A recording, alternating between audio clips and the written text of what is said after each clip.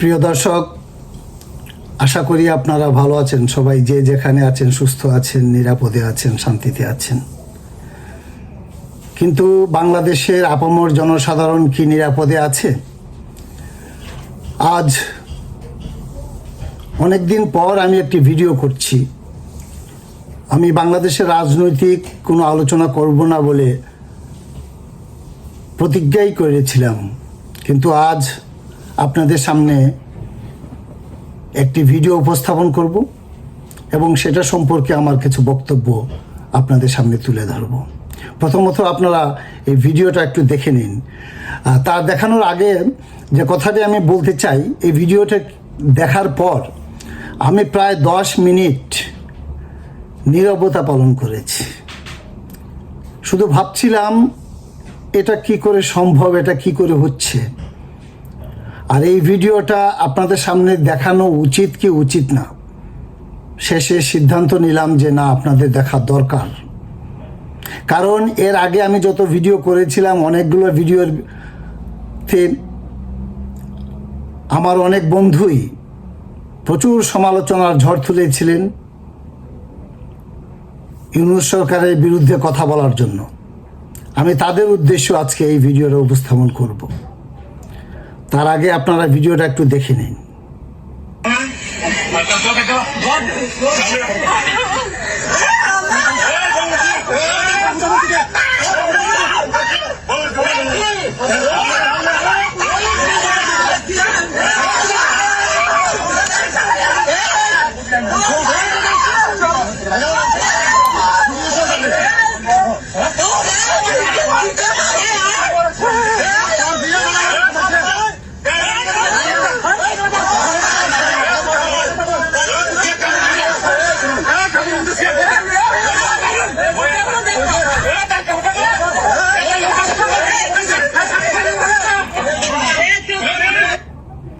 একটা হিন্দু নারীকে উলঙ্গ করে ধর্ষণ, সে হিন্দু কি মুসলমান সেটা আমার বক্তব্যের বিষয় নয়। বিষয় একজন অসহায় নারীকে উলঙ্গ করে অনেক দুষ্কৃতিকারী ধর্ষণ করেছে। সেটা ঘটেছে কুমিল্লার মুরাদনগরে। প্রিয় দর্শক, আপনারা হয়তো অবগত আছেন কিছুদিন আগে যে আসিয়া ধর্ষণ হয়েছিল, সারা বাংলাদেশে ঝড় উঠেছিল। আমাদের আইনমন্ত্রী থেকে সরকারের উচ্চ মহলের অনেক কর্মকর্তাই তার বিচার দ্রুত করবেন বলে প্রতিশ্রুতি দিয়েছিলেন। বিচার হয়েছে। আমরা ভেবেছিলাম এরপর হয়তো এই সমস্ত কর্মকাণ্ড করতে অন্তত একটু ভয় পাবে দুষ্কৃতিকারীরা, কিন্তু তার চেয়েও ভয়াবহ যে দৃশ্যটা আপনারা দেখলেন, আমি আশা করি আপনারা একমত হবেন যে এটা আরো ভয়াবহ। এরকম প্রকাশ্যে ভিডিও প্রকাশের মাধ্যমে একজন অসহায় নারীকে উলঙ্গ করে ধর্ষণ যে দেশে হয়, সে দেশে আইন শৃঙ্খলা পরিস্থিতি বলতে কিছু আছে কি? গত 2 দিন আগে বঙ্গবীর কাদের সিদ্দিকীর মুখে শুনেছিলাম, তিনি বলছিলেন যে একজন সামরিক পোশাক পরা ব্যক্তির গায়ে যখন দুষ্কৃতিকারীরা আক্রমণ করে তাহলে ধরে নিতে হবে বাংলাদেশে আইন শৃঙ্খলা পরিস্থিতি বলতে কিছু নেই। তার কথাটি সত্য। আজ প্রমাণিত হচ্ছে বাংলাদেশে আইন শৃঙ্খলা পরিস্থিতি বলতে কিছু নেই। আমার এই কথার প্রতিবাদ করবেন ইউনূস ভক্ত বন্ধুরা? করুন। তারপরও আপনারা বলবেন ডক্টর ইউনূস দেশকে শান্তিতে রেখেছে? শান্তিতে নোবেল বিজয়ী মহামান্য ডক্টর ইউনূস কিছুদিন আগেও শান্তির জন্য পুরস্কার নিয়ে এসেছেন। দেশটাকে তিনি কোথায় নিয়ে যাচ্ছেন? কি করে এই সমস্ত ঘটনা ঘটাতে সাহস পায় দুষ্কৃতিকারীরা?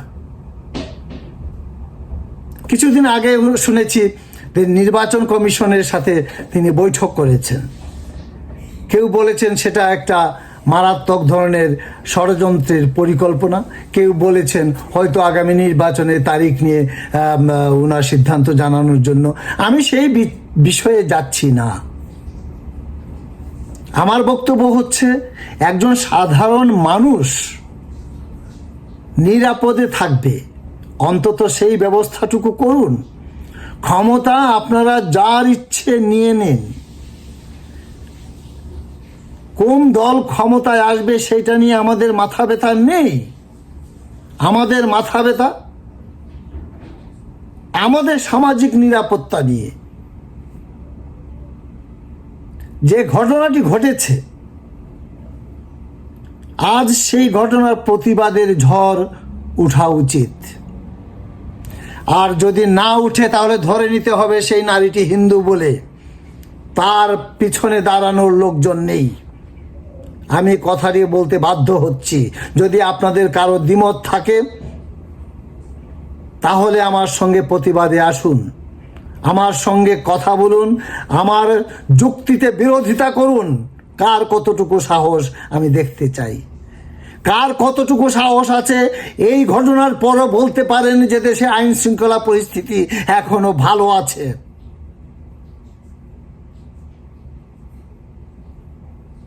এই ঘটনার পর যদি আপনি বলেন ডক্টর ইউনূসের সরকার দেশে শান্তি প্রতিষ্ঠা করছে, আইন শৃঙ্খলা বজায় রাখছে, তাহলে আমি বলবো আপনি ওই ধর্ষণকারীদের পক্ষেরই একজন। আজকে এই ঘটনার বিরুদ্ধে যারা কথা না বলবে, ধরে নিতে হবে এই সমস্ত ঘটনায় তাদের সম্মতি রয়েছে।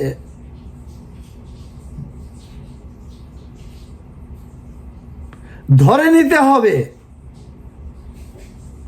অত্যন্ত সুপরিকল্পিতভাবে, যেটা আমি কিছুদিন আগেও বলেছিলাম আমার একটি ভিডিওতে, যে চিন্ময় দাসের আন্দোলনকে থামিয়ে দিয়ে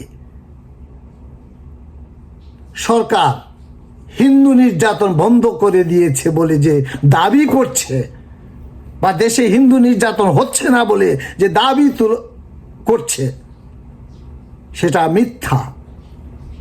সেটা ভিন্ন রূপে হিন্দুদেরকে বিতাড়িত করার পরিকল্পনা, অত্যন্ত সূক্ষ্মভাবে অত্যাচার নির্যাতন করে তাদেরকে ভয় দেখিয়ে এই দেশ থেকে কিভাবে তাড়ানো যায়, দেশটাকে হিন্দু মুক্ত করা যায়, সেই পরিকল্পনায় সরকার বা তার সহযোগীরা এগিয়ে চলছে। এবং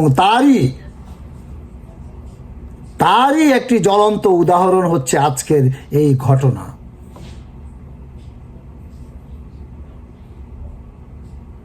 যদি আপনারা আমার সঙ্গে একমত হন তাহলে এই ঘটনার সঠিক তদন্ত এবং বিচার অত্যন্ত দ্রুত হওয়া উচিত, এবং এমন একটি নজির স্থাপন করা উচিত এই বিচারের মাধ্যমে, যাতে ভবিষ্যতে এই ধরনের ঘটনা ঘটাতে সেই ধর্ষণকারীরা তাদের বুক কেঁপে ওঠে। আর যদি এই ঘটনার বিচার সেই পূর্বের ব্রিটিশ পরিচালিত আইন অনুযায়ী হয়,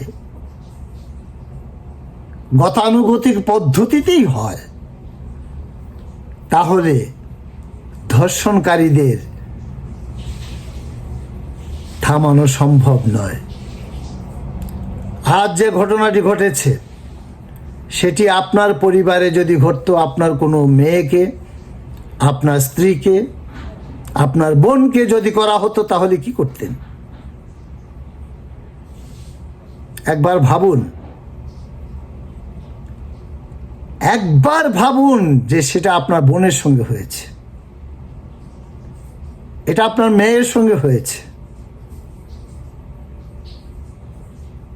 অথবা ভাবুন, এটা আপনার বোনের সঙ্গে হতে পারে, আপনার মেয়ের সঙ্গে হতে পারে।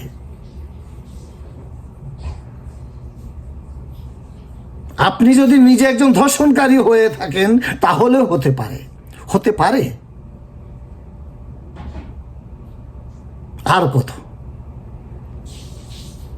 আর কত নিচে নামবো আমরা?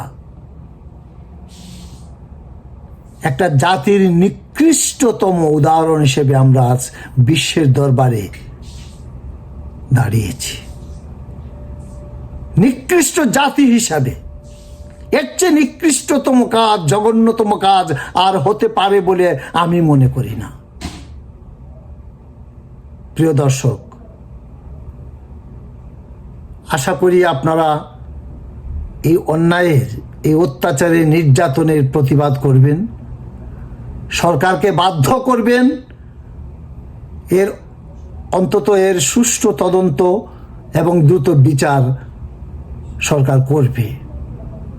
এই প্রত্যাশায় সবাইকে ধন্যবাদ জানিয়ে আজকে আমি আমার বক্তব্য শেষ করছি। আপনারা সবাই ভালো থাকুন, সুস্থ থাকুন, নিরাপদে থাকুন।